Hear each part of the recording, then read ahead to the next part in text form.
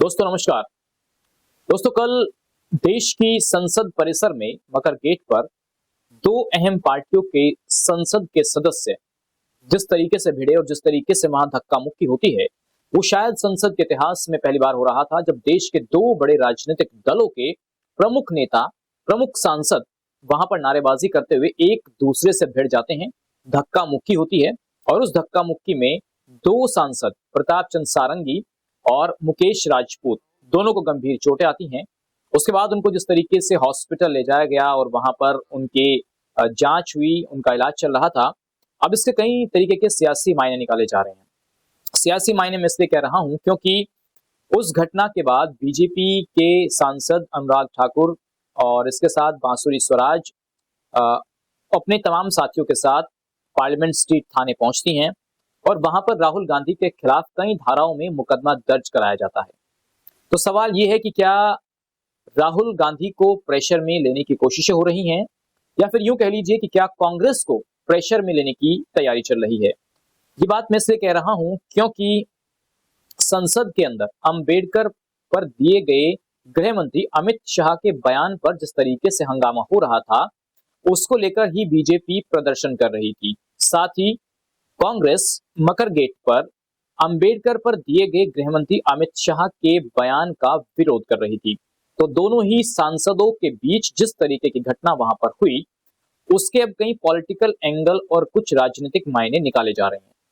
सवाल यह है कि इसके पीछे की एक बाकायदा पॉलिटिकल स्क्रिप्ट तैयार की गई और ये कहा जा रहा है कि राहुल गांधी पर जिस तरीके से जो धाराएं लगाई गई हैं, जिनमें एक धारा 109 है जो पहले 307 होती थी, क्योंकि जो नई सीआरपीसी है उसमें वो धारा 109 होती है जिसमें हत्या का प्रयास, ये धारा जो है ये कहीं ना कहीं लगाने की कोशिशें हुई और उसके बाद बाकायदा पार्लियामेंट स्ट्रीट थाने में जाकर एक एफआईआर लॉन्च करा दी गई है। कई धाराओं में मुकदमा लिखा गया है। सवाल यह है कि राहुल गांधी पर जो आरोप लगाया गया है उसमें कहा गया कि राहुल गांधी ने धक्का मुक्की की और बल का प्रयोग किया, जिसकी वजह से दो सांसद जमीन पर गिर पड़े और उनको गंभीर चोटें आई हैं। अब हत्या में राहुल गांधी, हत्या की जो प्रयास की रिपोर्ट दर्ज कराई गई उसमें राहुल गांधी क्या वाकई में दोषी साबित होंगे या उन पर क्या मुकदमा चलेगा, ये तो आने वाले वक्त में पता चलेगा। लेकिन सवाल ये है कि जो तफ्तीश करेगी वो देश की पुलिस करेगी, यानी दिल्ली पुलिस करेगी।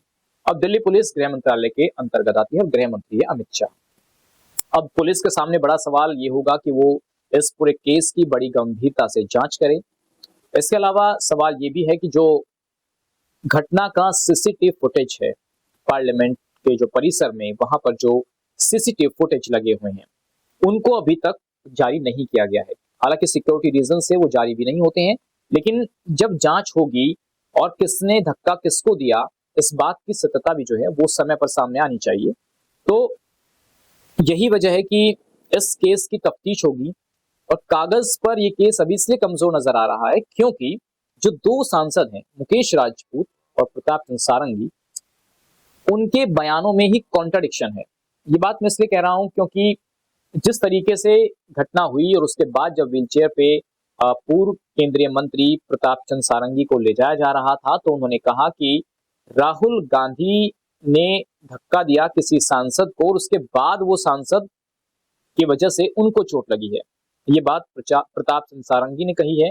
आप जरा एक बार पहले वो सुन लीजिए। राहुल गांधी एक एमपी को धक्का लगा, मेरे ऊपर गिर पड़ा और मैं नीचे गिर गया। किसने धक्का मारा? राहुल गांधी ने? हाँ, राहुल गांधी ने। राहुल गांधी ने धक्का मारा? राहुल गांधी सीढ़ी के ऊपर मैं खड़ा हुआ था और राहुल गांधी ने आकर के एक एमपी को धक्का लगाया, वो मेरे ऊपर गिर पड़ा और मैं। कहाँ चोट लगी सर आपको? कहाँ? तो आपने सुना क्या कुछ कहा पूर्व केंद्रीय मंत्री ने। अब आपको सुनवाते हैं मुकेश राजपूत जो कि फर्रुखाबाद सीट से सांसद चुने गए। उनको भी चोट लगी, वो भी हॉस्पिटल में पहुंचे। हालांकि उनसे मिलने के लिए बीजेपी के तमाम बड़े नेता, चाहे राजनाथ सिंह हो या फिर धर्मेंद्र प्रधान हो, शिवराज सिंह चौहान हो, वो भी पहुंचे और ये कहा गया कि उनको भी बड़ी गंभीर चोट है। अब मुकेश राजपूत ने बड़े चैनल्स पर दिए गए इंटरव्यू में क्या कुछ कहा, पहले वो सुन लीजिए। हम लोग खड़े थे तो एकदम उधर से राहुल गांधी जी आए, धक्का वो उनके प्रेशर से हम लोग सीढ़ी पर खड़े थे तो गिर गए।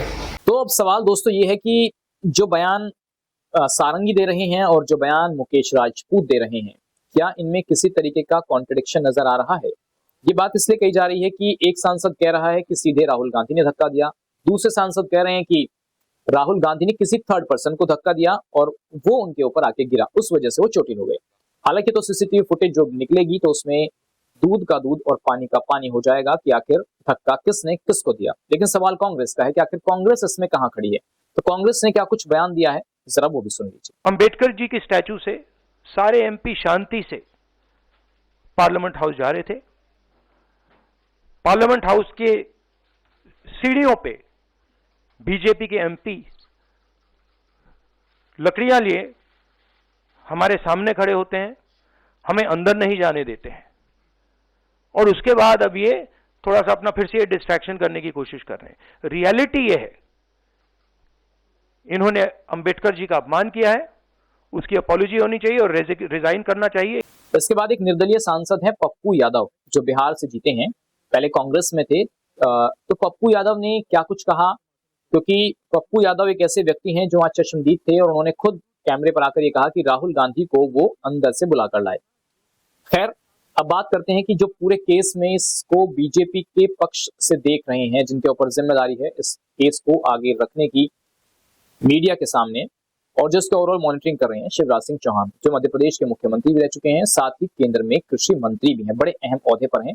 वो इस घटना के बाद मीडिया के सामने आते हैं और शिवराज सिंह चौहान कहते हैं कि जब वो मुकेश राजपूत से मिलने के लिए गए तो वो होश में नहीं थे। राजपूत जब मैं देखने गया होश में नहीं थे। राजपूत जब मैं देखने गया होश में नहीं थे। लेकिन उससे पहले हमने आपको कुछ वीडियोस दिखाए हैं मुकेश राजपूत के, जिसमें वो होश में हैं और खासकर वो टीवी चैनल्स को इंटरव्यू दे रहे हैं। तो सवाल ये है कि जब वो होश में नहीं थे तो आखिर उन्होंने इंटरव्यू कैसे दिया?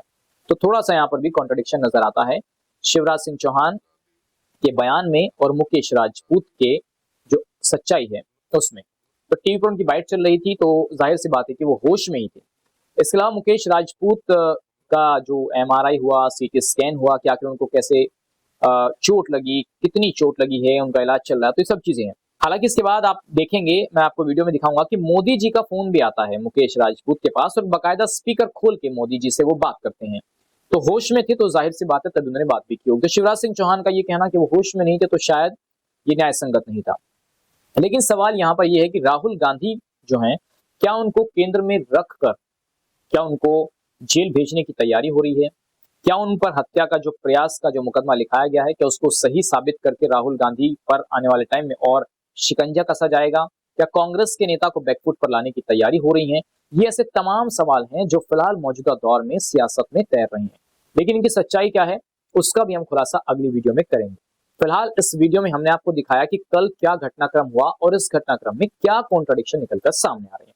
अगली वीडियो को मिस मत कीजिएगा, क्योंकि उसमें हम आपको दिखाएंगे वो प्रूफ जिससे ये सच साबित होगा कि कैसे राहुल गांधी को फंसाया जा रहा है।